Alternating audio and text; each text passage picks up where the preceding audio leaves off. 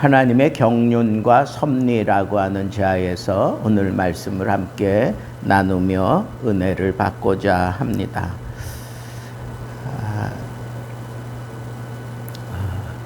이 경륜, 좀 어려운 단어죠, 그죠? 이 경륜이라고 하는 이 단어는 우리가 좀 일상에서 쓰지 않고 요즘 현대인들은 이 경륜이라는 단어 자체를 쓰지 않습니다. 근데 성경에는 그리고 이 신학을 다룰 때에는 이 경륜이라는 단어를 아주 중요하게 그렇게 취급하며 다루게 됩니다.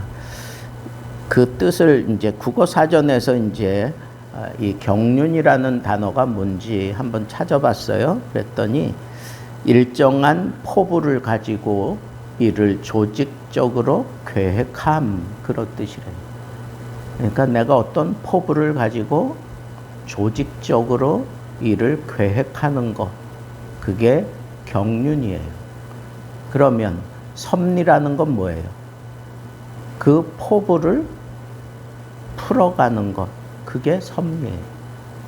그러니까 경륜과 섭리를 이렇게 함께 쓸 수밖에 없는 게, 경륜은 어떤 포부를 가지고 조직적으로 계획하는 거고, 그 포부를 가지고 조직적으로 계획한 것이 그대로 이루어지도록 그렇게 풀어가는 그런 역사, 그리고 행동, 그리고 인도하심, 바꿔주심, 뭐 이런 것들이 이 섭리 속에 다 포함되어 있는 거라고 우리는 생각할 수가 있습니다. 그래서 오늘 왜 이렇게 경륜과 섭리를 이렇게 지금 말씀 드리는가 하는 것을 좀 의아하게 생각할 수도 있겠지만, 인간의 역사 속에 하나님이 경륜과 섭리를 하시면서 인간의 역사를 함께 이렇게 풀어오셨다는 것.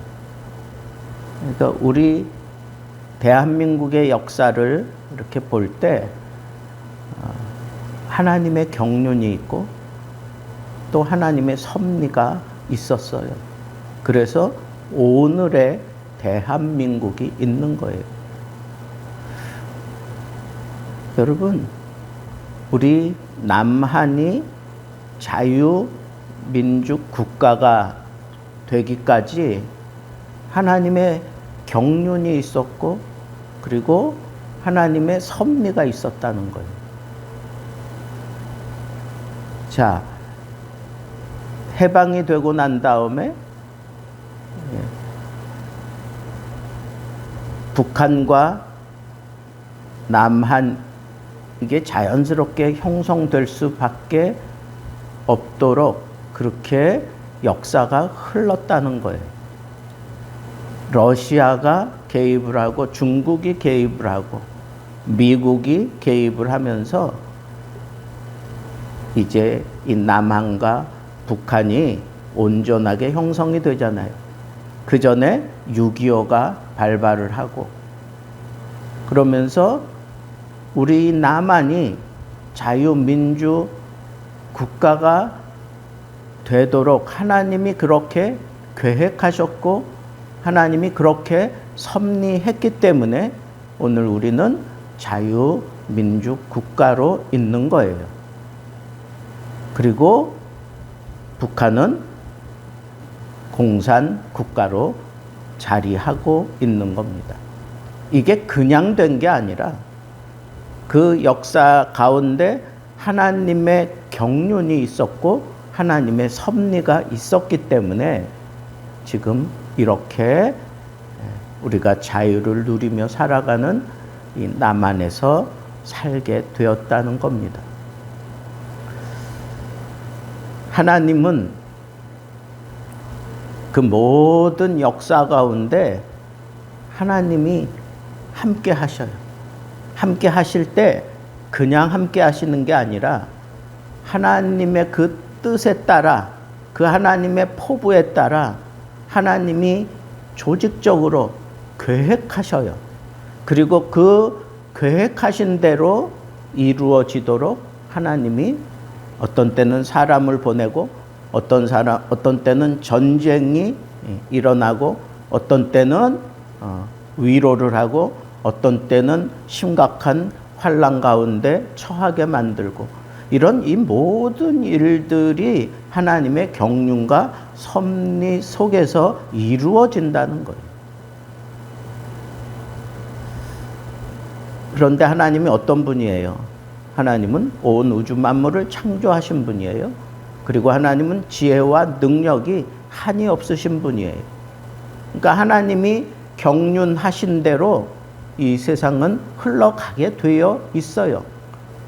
경륜하신 대로 이 세상이 흘러가도록 하나님이 그냥 뒷짐지고 계시는 게 아니라 우리 인간들의 역사 속에 개입하셔서 이 역사를 하나님이 틀어서 하나님의 뜻대로 이루어지도록 그렇게 하나님이 섭리하신단 말이에요.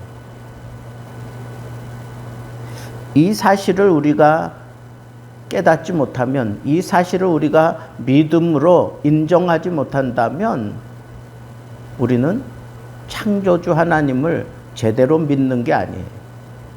그리고 하나님의 그 섭리하심과 하나님의 경륜을 우리는 전혀 받아들이지 못하고 있는 것과도 다를 바가 없다는 겁니다. 자, 그럼 오늘 본문 말씀 속에서 하나님의 경륜과 섭리를 한번 우리가 찾아보자는 거예요. 여러분, 여기 본문에 등장하는 고레스라고 하는 사람이 나오는데, 이 고레스는 우리가 이제 잘 아는 그 바벨론을 멸망시킨 왕이 바로 이 고레스예요. 남유다를 멸망시킨 게 바벨론이잖아요. 그러니까 바벨론이 그 근동 지역에서는 최고의 나라였는데, 그 나라를 이 메데 파사, 이 나라가 이 바벨론을 멸망시키게 돼요. 그때 등장한 왕이 바로 이 고레스라고 하는 사람이에요. 그런데 하나님이 이 고레스가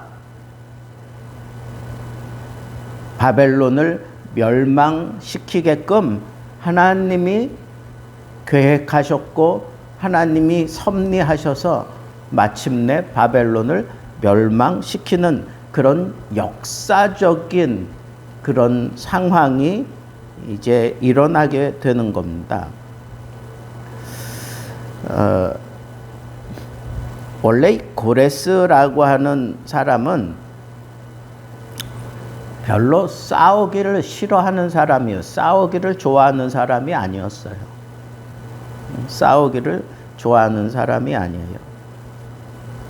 그러니까 이 바벨론과 싸울 생각도 사실은 없었어요. 그리고 이렇게 단번에 물리칠 것이라고 하는 생각조차 없었던 사람이에요.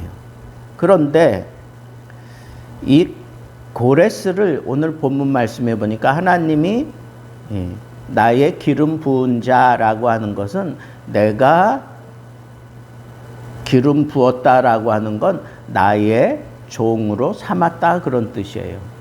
하나님이 하나님의 뜻을 위해서 사람을 세운 거다, 그런 뜻이에요.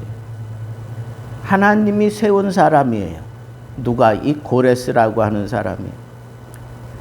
그래서 이 고레스가 바벨론을 멸망시키게 되는데, 사실은 이 메데, 이 파사, 이 두 나라가 이제 하나가 되는 과정이 있어요. 그래서 이 메데의 왕이 이 고레스에게 우리가 힘을 합쳐서 저 바벨론을 물리치자. 그렇게 이제 얘기를 해와요. 고레스에게. 그러니까 메대의 임금은 이 페르시아의 고레스에게 이제 이 바벨론을 우리가 함께 치자고 그렇게 얘기했는데, 이 고레스는 싸우기를 싫어하는 그런 성격을 가지고 있었던 사람이라 거절을 해요. 그러니까 이 메대 왕이 화가 나가지고 이 고레스를, 이 페르시아를 이제 전군을 동원해가지고 쳐들어와요.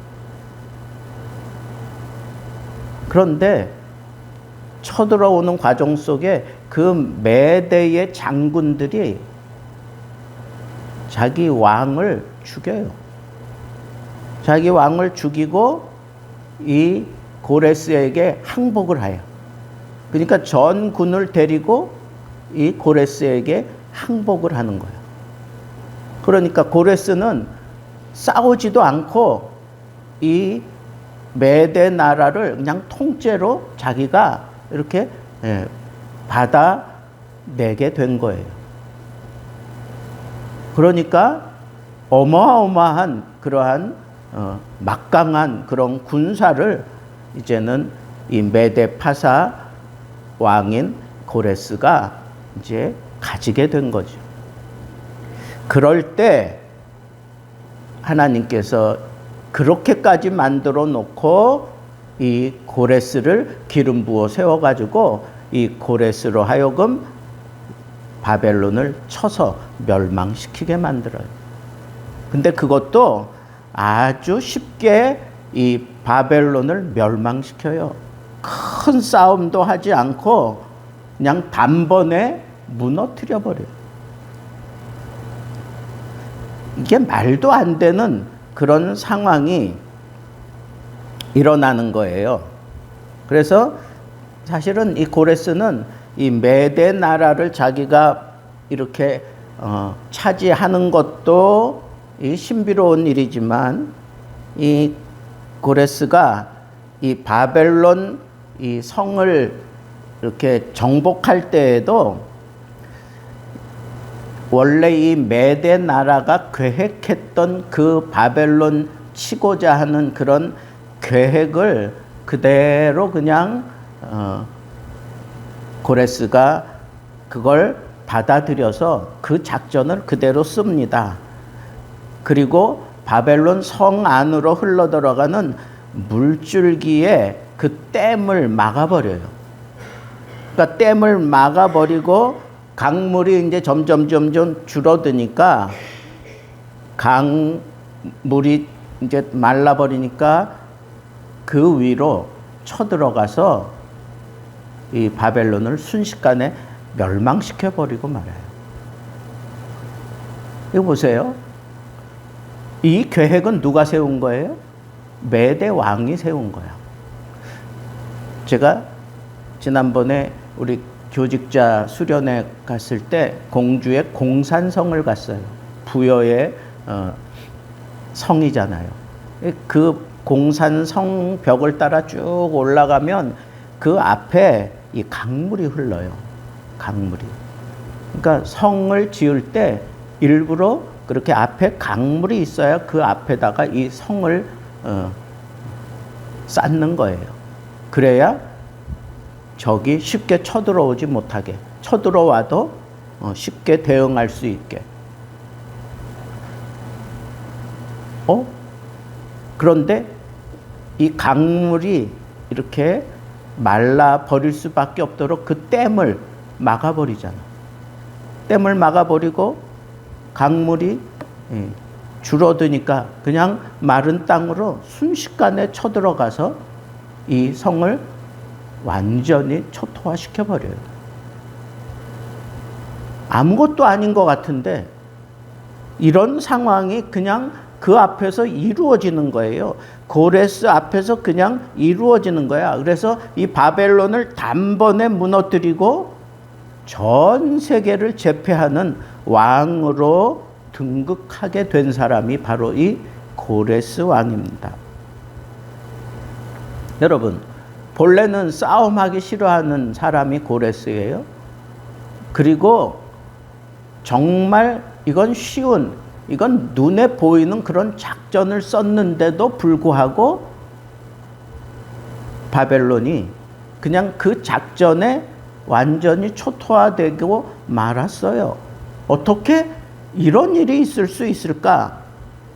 세계사를 연구하는 사람도 이거는 참 이해할 수 없는 그런 전쟁의 결과다라고 얘기를 합니다. 이거는 그냥 전투적으로 볼 때는 이건 말도 안 되는 상황들이 일어난 거예요. 그런데 오늘 성경 말씀에 보니까 이 전쟁을 누가 경륜하시고 누가 섭리했어요?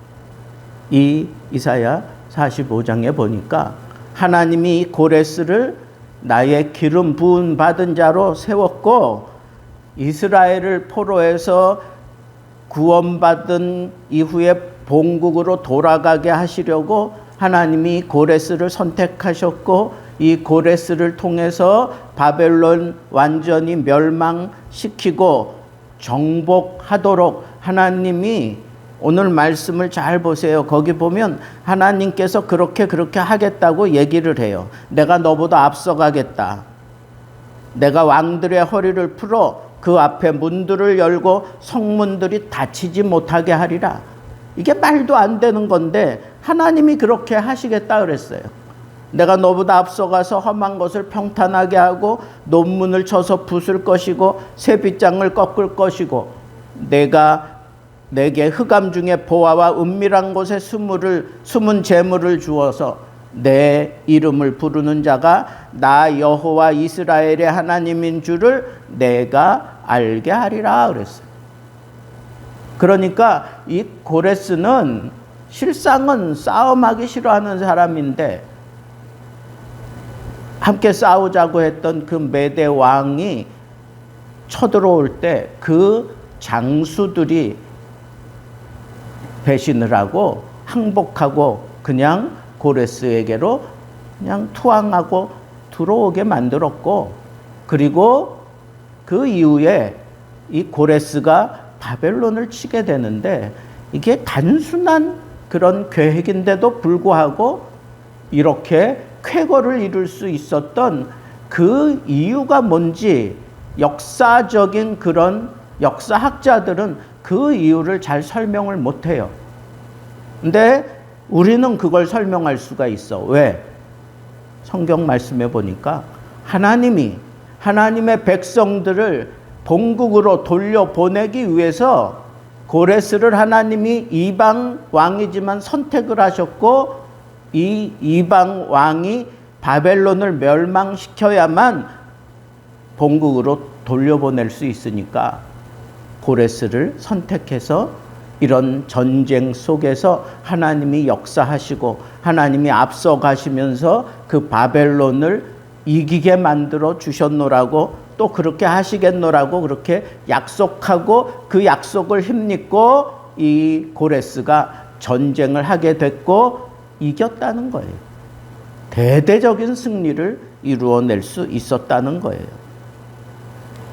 여러분, 이게 믿어져야 돼요.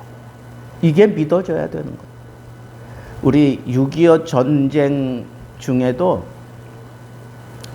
이건 인간의 어떤 그 생각으로는 잘 풀어낼 수 없는 그런 사건들이 몇 가지 있어요. 그 중에 메가더 장군이 인천 상륙 작전을 하자고 그렇게 본국에다가 편지를 쓰잖아요. 근데 그때 트루만 대통령이 그걸 기뻐하지 않았어요. 그걸 제대로 허락하지 않았어요. 그리고 6.25 전쟁이 일어났을 때 유엔군을 파견할 때에도 5개국이 이건 다 예스해야 유엔군이 파송될 수 있는데 5개국 가운데는 소련이 있었어요. 근데 그 소련이 그 회의에 참여하지 않았어요. 그렇기 때문에 그게 통과될 수 있어서 유엔군이 우리나라에 발을 들여 놓을 수가 있었어요.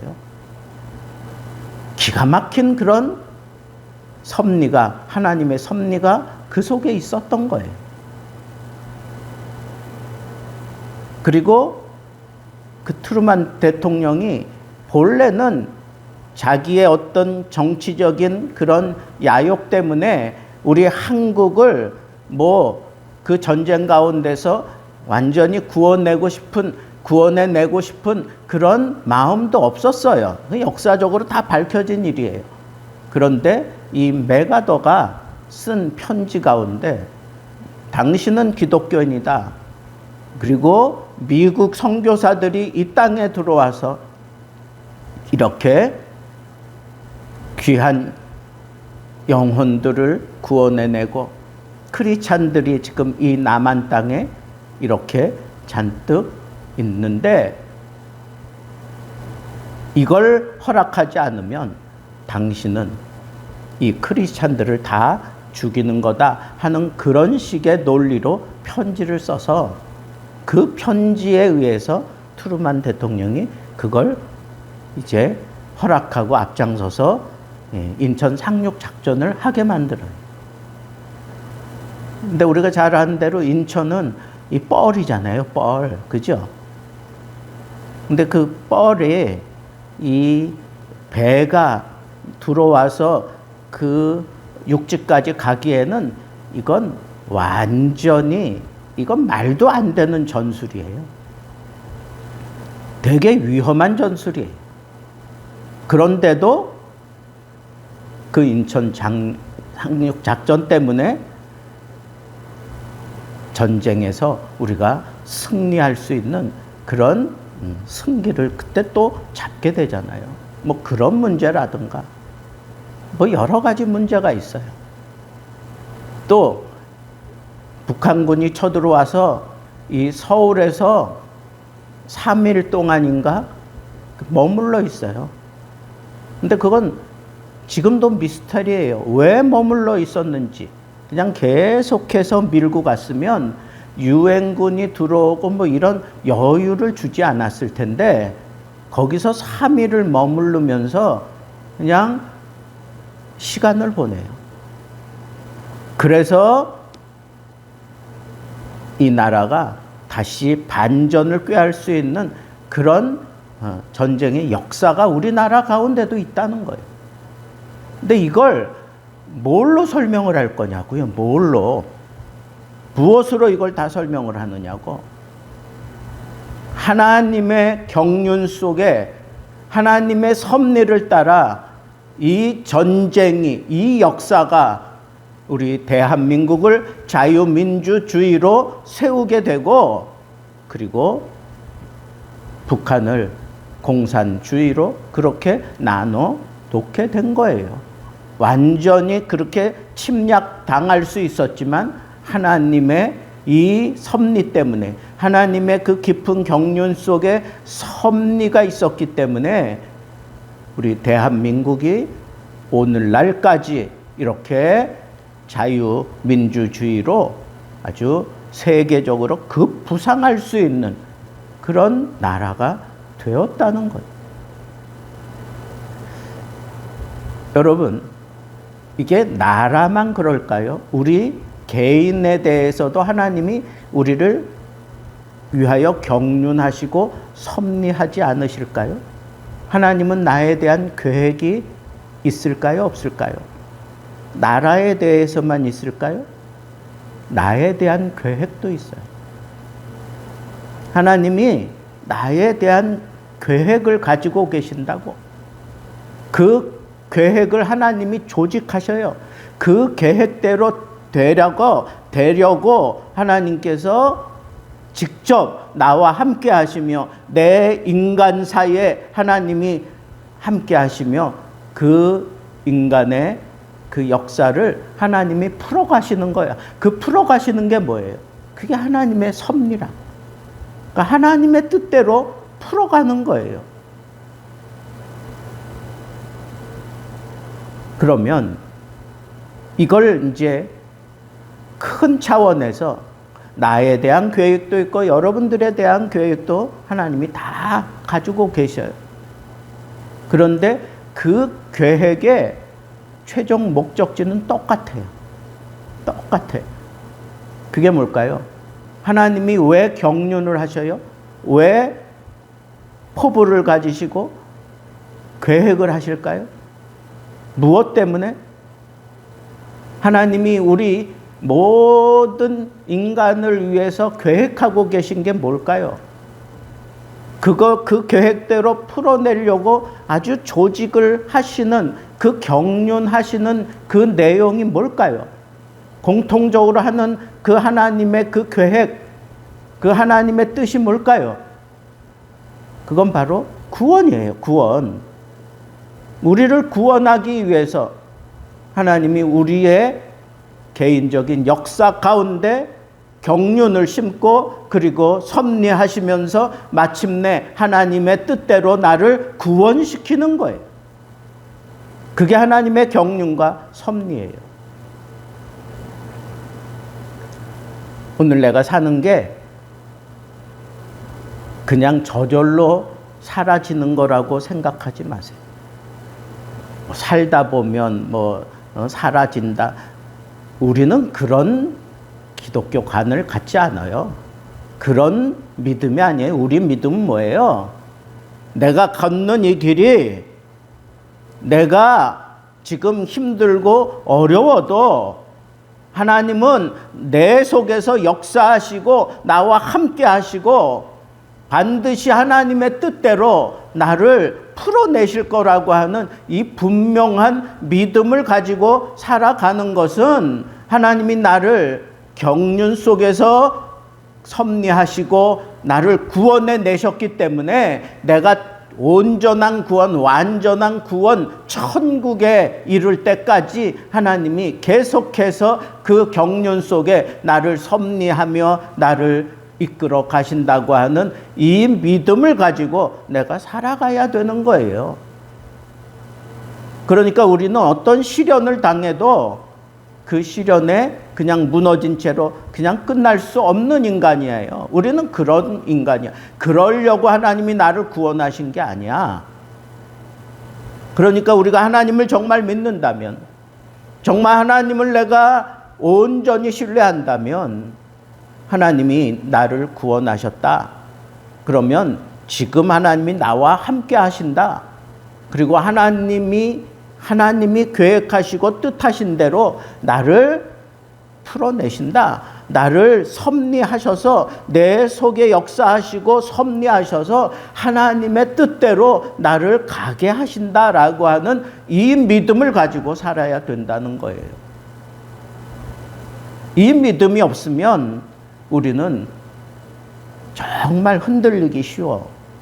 이 믿음이 없다면 우리는 이 세상 살면서 절망할 수밖에 없어요. 이 믿음이 없다면 오늘 그냥 죽어도 아무런 거리낌이 없을 것 같아요. 그게 아니에요. 하나님이 그 하나님의 뜻, 나를 구원하기 위해서 하나밖에 없는 아들 예수 그리스도를 이 땅에 보내시고 십자가에서 피 흘려 죽게 하시고 나를 구원하기 위해서 하나님이 이 큰 사랑을 베풀었어. 그럼 나를 구원하고 내가 천국 가는 그날까지 내가 내 인간의 역사를 풀어가는 그런 길을 걸어가고 있는데 그게 내 뜻대로 내 생각대로 내 판단대로 가는 걸로 그렇게 착각하지 말라는 거예요. 하나님이 계획하시고 하나님이 정하신 대로 우리는 갈 수밖에 없는 거예요. 그 믿음을 가지고 내게 주어진 이 길을 내가 믿음을 가지고 시련이 오면 극복해내고 함정이 있으면 피해가고 산이 있으면 깎아서라도 내가 하나님이 원하는 그 길을 가려고 그냥 내가 당당하게 가는 이 담대한 믿음을 가지고 사는 거, 그것이 바로 하나님의 뜻대로 하나님의 경륜과 섭리를 온전히 이해하고 그대로 내가 살아가는 삶의 모습이다라고 하는 이 사실을 우리가 꼭 명심해야 된다는 거예요. 여러분, 하나님의 뜻은 우리를 구원하기 위해서, 하나님이 인간이 할 수 없어서 하나님이 직접 이 땅에 아들을 보내시고 그 아들의 피를 통해서 구원을 완성하셨어요.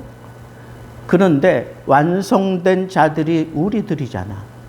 우리들이 천국 가는 그날까지 하나님이 경륜하셨어. 그러니까 그 진정한 구원은 어디서 이루어지는 거예요? 천국에서. 천국에서 이루어지는 거라고. 그런데 우리가 이 세상 살아가면서 내가 내 역사를 내가 하나님의 경륜 속에서 풀어가면서 나 혼자 이걸 막 이겨내고 이 고단한 싸움을 싸우지 않게 하려고 우리를 하나로 불러 모았어요. 그게 뭐야? 그게 교회라고. 그러니까 내가 정말 하나님의 그 경륜과 섭리를 따라 온전하게 살아가기 위해서는 이 교회 생활을 잘 해야 되는 거야. 교회를 통해서 힘을 얻어야 되는 거야. 교회를 통해서 하나님의 뜻을 날마다 새롭게 내가 깨달아 알아야 되는 거야. 이 교회를 통하여 내가 이 세상을 이길 수 있는 힘과 능력을 우리가 공급받을 줄 알아야 되는 거예요. 그래서 하나님께서 우리 구원의 등대로 이 교회를 삼은 거예요. 그러니까 여러분들이 내가 정말 하나님의 경륜과 섭리 속에 온전한 믿음 생활을 잘 구현하며 살기 위해서는 하나님의 뜻을 온전히 실현해가는 교회 속에 속해서 그 교회에 힘을 싣고 그 교회로부터 힘을 내가 얻고 하나님의 뜻을 날마다 함께 묵상하고 함께 서로 교제하면서 갈 줄 아는 이 지혜가 필요하다는 거예요. 그래서 여러분들이 내가 하나님의 경륜 속에서 하나님의 섭리를 따라 하나님의 뜻을 온전히 이루는 삶을 살기 위해서 첫째는 하나님이 나와 함께 하신다라고 하는 이 믿음을 가져야 할 것이고, 둘째는 하나님이 나를 구원하셨기 때문에 진정한 구원, 천국에서 이루어질 때까지 하나님이 내 길을 인도하시고 나를 떠나지 아니하시고 나에게 성령을 부어 가시며 나를 강하게 하셔서 내가 천국 이룰 때까지 나를 떠나지 않고 나와 함께 하신다. 그리고 하나님의 백성들이 하나가 되어서 이 세상과 마귀를 대적하며 살아갈 수 있는 그런 시운소, 이 교회를 허락하셨기 때문에 내가 평생 사는 동안 이 세 가지는 내 믿음에서 흐려지면 안 돼. 교회에 대한 믿음, 그리고 내 삶에 대한 하나님이 함께 하신다고 하는 믿음, 그리고 내가 하나님의 구원받은 사람이다 라고 하는 이 믿음, 우리는 꼭 붙들고 하나님이 내 속에서 경륜하시고 섭리해 가시는 것을 여러분들 삶 속에 멋지게 풀어낼 수 있는 참다운 믿음의 사람들 되기를 우리 주님의 이름으로 축복합니다.